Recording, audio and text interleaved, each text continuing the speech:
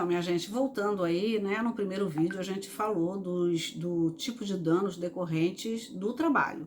Mas nós falamos aí no primeiro momento do primeiro plano, que são as indenizações por dano extrapatrimonial, mas por dano à imagem. Falamos do artigo 5º, inciso 5 e 10 da Constituição Federal. Esses danos, eles decorrem muitas vezes, sugiro que vocês voltem lá naquele vídeo, eles decorrem muitas vezes de uma discriminação racial, de um dano à imagem do trabalhador, né? Enfim, toda forma de dano à imagem, à dignidade do trabalhador que se desdobra em vários pontos. Mas aqui nós vamos falar do segundo plano. Vamos lembrar que é uma divisão do Godin que eu estou me baseando por ela. Nesse segundo plano, são os danos extrapatrimonial decorrente da saúde e da segurança do trabalhador. Também são danos morais, mas num outro momento. E aí vamos trabalhar a questão da saúde do trabalhador nos acidentes típicos, nos adoecimentos que podem ser físicos e mentais ou emocionais. Lembramos que a Constituição Federal tem todo um arcabouço protetivo para a saúde desse trabalhador, né? Da saúde em geral, proteção à saúde, o Código Civil, nos artigos 926, 925, 927, sobretudo, quando trata da atividade de risco e fala da culpa objetiva. Na CLT também, toda a parte de proteção à saúde do trabalhador, e inclusive a responsabilidade pelo empregador, a responsabilidade pelo empregado, ao ponto de que quando o empregado ele não usa o equipamento de proteção individual, ele está sujeito a inclusive, desculpe então uma ligação agora, ele está sujeito inclusive a receber uma ação de justa causa, né? Ter uma demissão de justa causa. Bom, então vamos lá. Quais seriam os acidentes típicos? Eu costumo elencar aí aqueles acidentes próprios, decorrentes de algumas atividades empresariais. Por exemplo, construção civil, queda de trabalhador, queda de andaime, queda de algum pavimento mais alto, por ausência de equipamento de proteção individual ou coletivo, perda de dedo, de mão, com cortes aí em algum equipamento, né, sobretudo no comércio, cortes de frios, etc e tal. Também acontece muito os acidentes típicos relacionados a algum tipo de atividade petrolífica, em que o trabalhador ele tem quedas, né, queda de escada,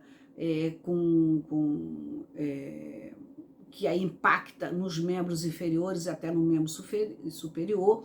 Claro que alguma dessas atividades, a culpa nem é do empregador de forma direta, mas a responsabilização sim, porque existe atividade chamada de risco e que essas atividades chamadas de risco, segundo o artigo 927, parágrafo único do Código Civil, a responsabilidade ela é objetiva. E aí, disso daí, leva a uma ação de responsabilidade civil por dano extrapatrimonial, né? Então vai depender muito da extensão desse dano, do retorno desse empregado ao mercado de trabalho, se a lesão ela é definitiva, se ela é relativa, né? Então esses são os acidentes típicos e aí teria uma gama, eu tenho vários desse tipo de ação. Empregado que perde às vezes um olho, empregado que às vezes perde uma mão, por diversos casos que eu teria inúmeros aqui para contar.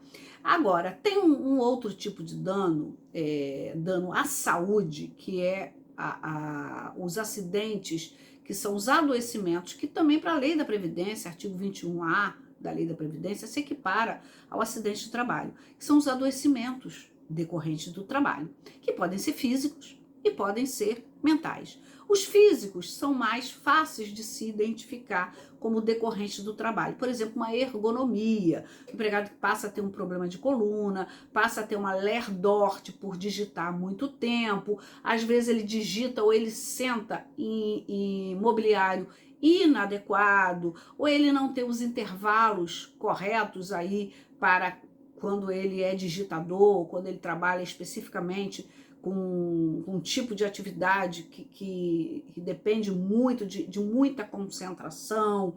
Então ele sofre aí um dano, uma lesão à sua saúde física e que essa lesão ela é passível de ser indenizada, né? Também vai depender da extensão da lesão, da culpabilidade do empregador, da ausência de fornecimento, de fiscalização e da ausência também dos exames periódicos.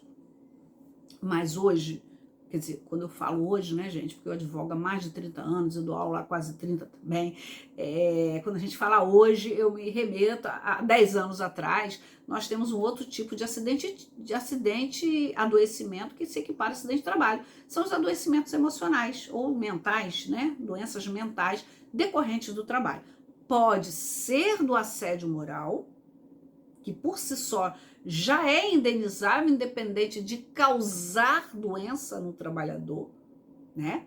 Isso é muito importante a gente fazer distinção. Lá no primeiro vídeo eu faço uma distinção entre o assédio moral e outros tipos de atos do empregador que são passíveis de indenização e que causam dano.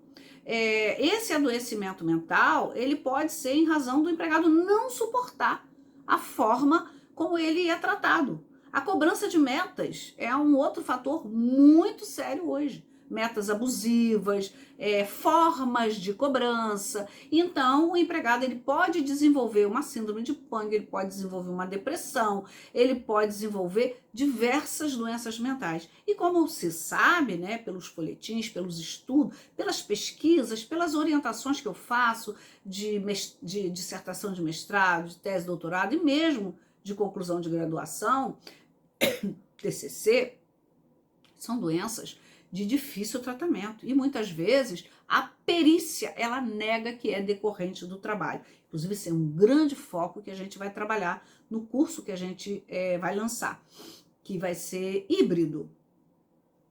É o perito dizer que aquela depressão profunda, que aquela síndrome do pânico, ela decorreu daquela forma de gestão abusiva.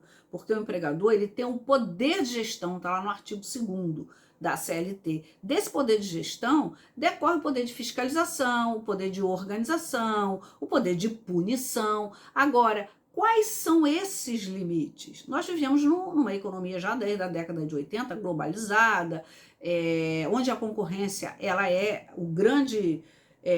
a grande cereja do bolo, né, o destaque das empresas, sobretudo os setores financeiros.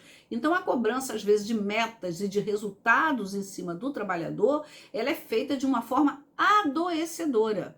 E quando se consegue estabelecer esse nexo causal entre o trabalho e o adoecimento mental, psicológico, tem aí também esse dano decorrente do trabalho. Então, minha gente, vamos ficar por aí, porque esse vídeo não fique longo, e aí a gente deu um petit comité do que a gente vai trabalhar em outros vídeos e que também nós vamos trabalhar aí nesse curso que está sendo muito pedido, mas vai ser um curso mais de ordem prática, como pedir, quais os tipos de dano, como eu faço a prova documental, como eu faço a prova oral, como eu faço a prova técnica, como eu faço a impugnação de laudo, ok? Então, até a próxima.